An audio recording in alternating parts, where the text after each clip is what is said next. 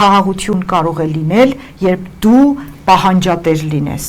երբ դու կարողանաս քո իրավունքները պաշտպանել, երբ դու ազգային պետություն կլինես, երբ դու քո շահերով ապրող եւ առաջնորդվող ղեկավար կունենաս, երբ դու կունենաս պետական այն բոլոր ինստիտուտները կայացած, որ մի պետություն պիտի ունենա, որ պիտի արտաքին քաղաքականություն վարի, ներքին քաղաքականություն վարի,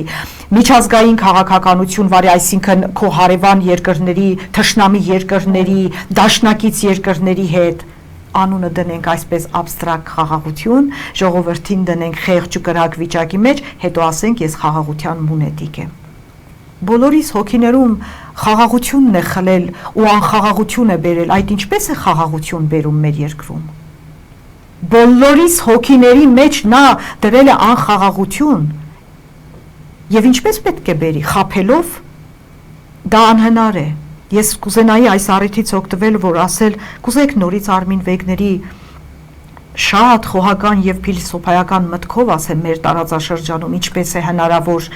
խաղաղություն։ Մեծ սիրով, որովհետեւ Արմին Վեգների մտքով ասեմ, որ ես ամեն անգամ երբ դա կարդում եմ, գիտեք, եթե մենք հասնենք այդ գիտակցական մակարդակ, նույնիսկ արտաքին քաղաքականության դոկտրինի արժեք ունի այս միտքը։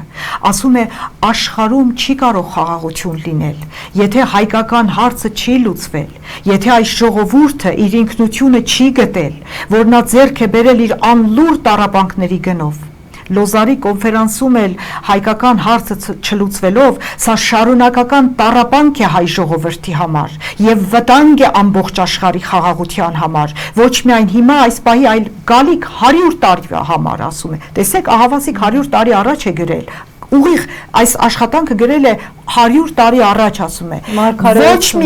Ոչ միայն ասում է հայկական հարցի լուծումով է պայմանավորված աշխարհի խաղաղությունը, ոչ միայն մերձավոր արևելքի, այլև ամբողջ աշխարհի խաղաղության ապահովությունն է հայկական հարցի լուծումը։